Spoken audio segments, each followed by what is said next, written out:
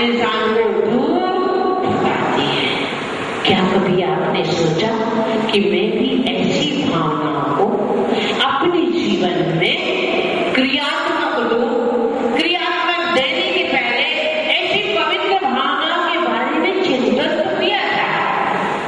वह सफर अभी चालू नहीं होगी, वह लोकोत्तर यात्रा अभी हम चालू नहीं कर सकते, परंतु प्लानिंग तो कर सकते हैं।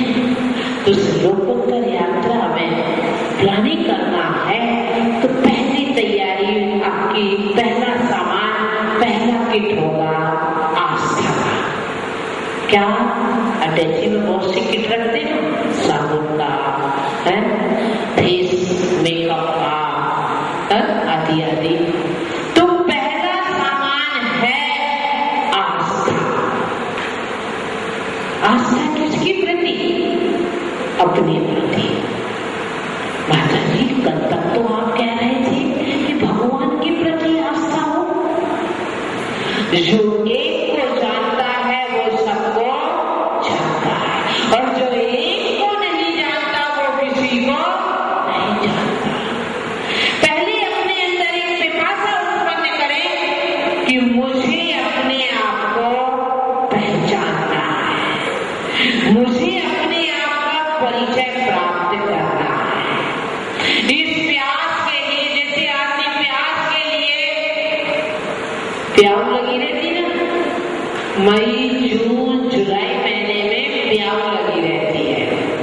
आप जाइए, कोई पहचान नहीं, जान नहीं, आप जहाँ प्यास लगी खट ऐसा आपने किया, सामने से पानी आना, चाहे पूछता नहीं आप कौन है, कहाँ से आए, कितना पानी पिएंगे, आपने यूं किया, अंदर से लोटा से पानी छका, गिलास से पानी छका। ऐसा ही एक प्याऊ भी है जो सदा पानी पिलाती है, बिगर आवाज के पिलाती है, पर पीने वाले बहुत कम नजर आते हैं। तो मैं चाहूंगी कि आप प्यास लेकर और जाएं उस स्थान पर जहां ठंडा, साफ सुथरा, पवित्र, शीतल, स्वादप्रद पानी मिलता है, जिसे पीकर राहगीर संतुष्ट हो जाता है। वह आदमी दिखता नहीं है तो भी कहता है अजी धन्यवाद, बहुत ठंडा पानी पिला दिया। मैं भी आपसे कह रही हूँ कि यहाँ एक ऐसे सरोवर में जहाँ शीतल पानी मिलता है, स्वादिष्ट मिलता है, मन प्रिय पानी मिलता है, मन आनंदित हो जाता है। तो आस्था अपने आप को पहचानने के लिए, अपने आप से प्यार करने के लिए, अपने स्वरूप पर पहचान करने के लिए आपको प्याऊ पर जाना पड़ेगा और वहां पीना पड़ेगा देव शास्त्र गुरु के प्रति आस्था है, जिसे कहते हैं क्लियर कंडक्ट। अब क्लियर करने सम्यक दर्शन आपके पास है। आज मैं सम्यक दर्शन की बात नहीं कर रही हूँ, आज बात है सम्यक दर्शन के शुद्धिकरण की बात। किसी बात शुद्धिकरण की। किचन में क्या है? आलो लगा है ना, मैंने सुना है, देखना ही हम चाहते भी नहीं कि हम देखें।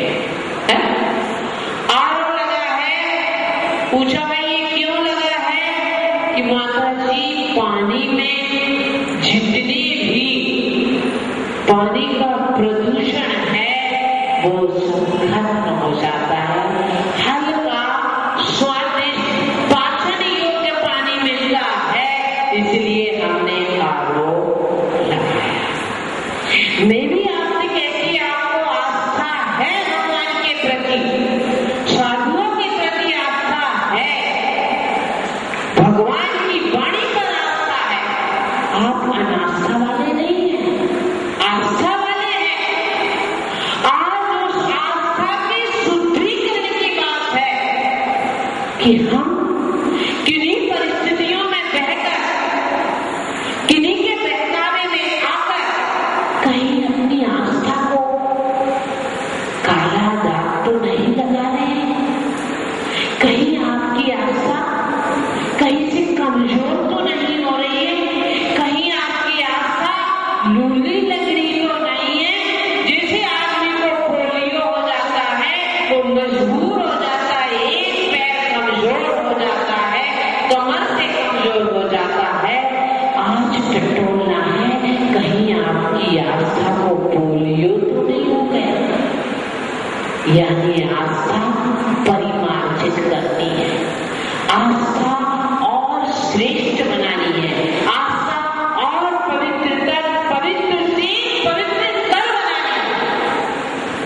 क्यों?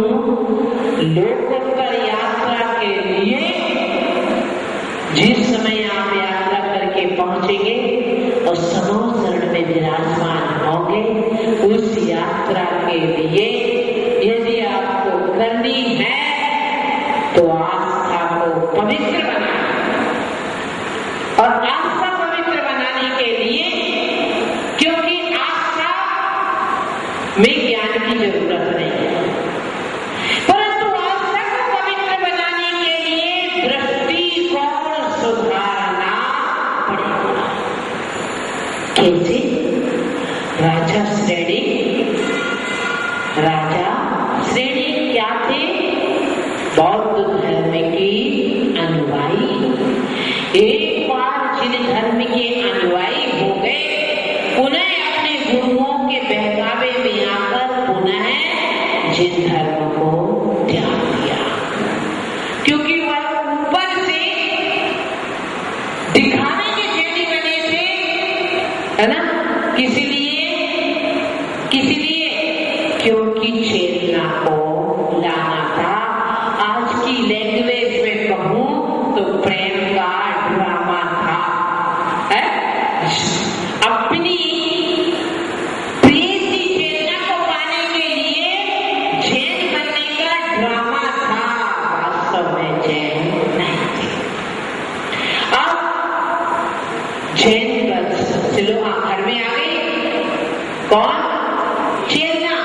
फिर वही पुराना, पर चेतना के मन में बड़ी पीड़ा थी कि मैं इसे तो जैनत्व के संस्कार नहीं, पवित्र जैनत्व के संस्कार देना चाहती। बहुत लंबा समय चला, वो कहानी नहीं सुनाएंगी, सबको मालूम है। लास्ट में एक दिन वो आया कि वास्तव में रग रग में, रोम रोम में, श्वास श्वास में जैनत्व के प्रति आस्था समर्पित है। अब उसकी जैनत्व के प्रति आस्था की चर्चा कहाँ हो गई? स्वर्ग में। आपके आस्था की चर्चा स्वर्ग में हो न हो, जयपुर में हो न हो, कम से कम कीर्ति नगर में तो होना चाहिए। तो एक देव ने उसके पवित्र शुद्ध आस्था की परीक्षा लेना चाहा, तो देव तो बन के आ गए मुनि महाराज, और एक देव बनकर आ गई आहरिका, जो विक्रिया से मुनि महाराज बने थे। वह क्या काम कर रहे थे? मछुआरा के रूप में थे, मछली पकड़ रहे। अब राजा श्रेणी आया, देखा, अरे मुनि महाराज पिछी कमंडल और मछली मार रहे। पहले क्या किया? 3 बार नमस्कार किया। क्या किया? नमस्कार। दिखावे वाला नहीं, परीक्षा वाला नहीं, समर्पण वाला नमस्कार था। हम कहते हम तो पहले दिन तो नमोस्तु कर देते भेद को देख के, फिर परीक्षा लेते, परीक्षा में फेल हो जाते, हम छोड़ देते। अरे परीक्षा मास्टर बन गई तो लोगे ना, विद्यार्थी बन के परीक्षा नहीं ली जाती है। पहले आप अपनी परीक्षा तो दीजिए कि आप पास हैं या है। दूसरे की अपन परीक्षा, स्वयं परीक्षा ना दे और दूसरे की परीक्षा लेने के लिए तैयार हो जाए तो क्या होगा?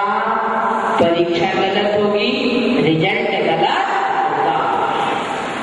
ऐसे ही राजा श्रेणी को जब राजा श्रेणी ने नमस्कार किया तो ना तो परीक्षा थी, ना दिखावा था अंदर से समर्पण। और फिर क्या देखता है कि एक माता जी गर्भवती होकर बैठी है, प्रेग्नेंट है। तो भी पहले माता जी को नमस्कार करता है, फिर एकांत में ले जाके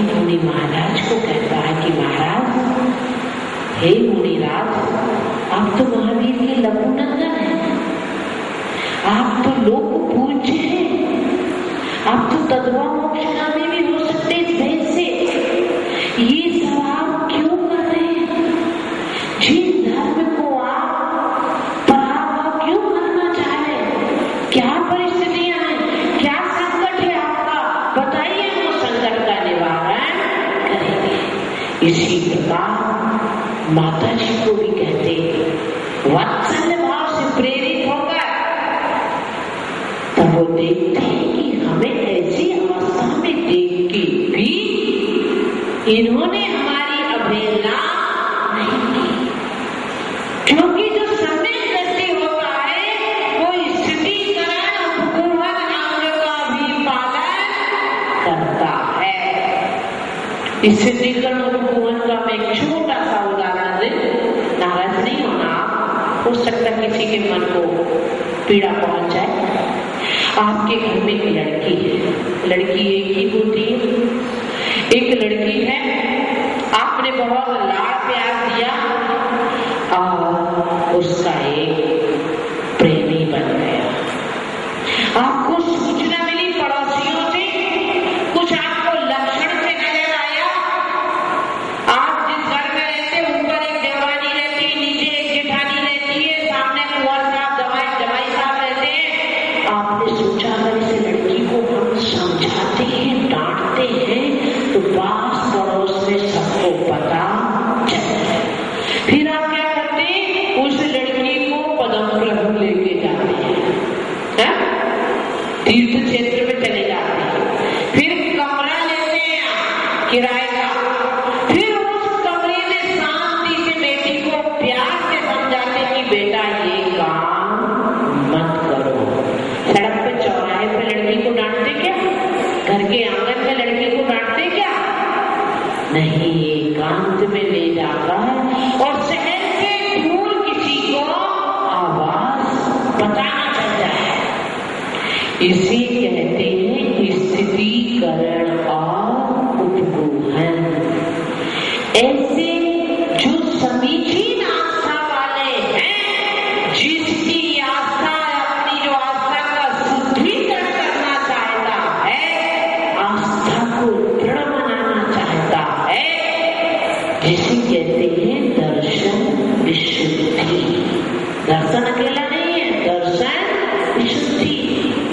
आज आपको संकल्प करना चाहिए कि जिंदगी की स्वप्न में भी हमें अवहेलना नहीं करनी चाहिए। जिन मुनि आरिका का कभी भी अवर्णवाद नहीं करना है, जिन भगवान की जो पूजन है उसका कभी अवर्णवाद नहीं करना। जो जिनवाणी है दयामयी धर्म मेरा, उस पर अटूट विश्वास होना चाहिए। यदि मैं इसे सैद्धांतिक भाषा में समझाती तो आप हाल छोड़ के बेहाल होके बाहर चले जाते, परंतु मैंने उसको आपको बात वही कही है।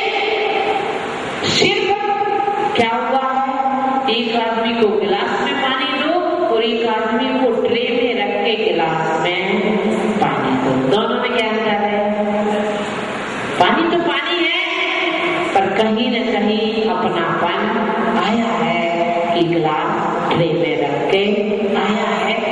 मैंने भी आपको इसी रूप में प्रस्तुत किया है दर्शन विशुद्धि की। जो दर्शन विशुद्धि रोज आप कहते दर्शन विशुद्धि करे जो कोई, रोज कहते हैं। 16 तीर्थंकर पढ़ता है क्या? 16 तीर्थंकर पढ़ता नहीं।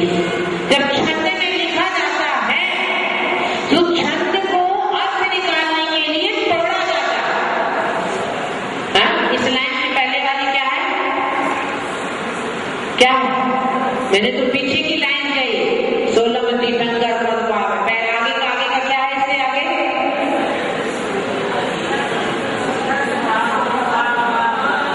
नहीं जी, मैं जयमाल नहीं पूछ रही हूँ। प्रत्येक सामग्री जल चंदन चढ़ाने के बाद आप बोलते नहीं है? हाँ, दरस विशुद्धि भावना भाई नहीं, ये तो जय माले। हाँ 16 तीर्थंकर दरस विशुद्ध भावना ही।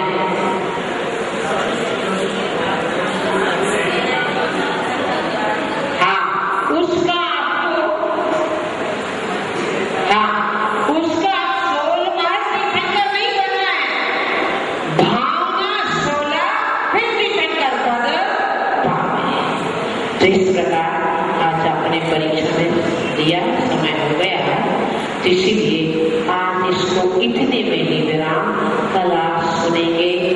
तो आपको लोकोत्तर यात्रा करनी है तो तैयारी चालू करो। तो एक सबसे पहले अटैची में पहला किट, पहला सामान कि आस्था का शुद्धिकरण, आस्था का पवित्रीकरण।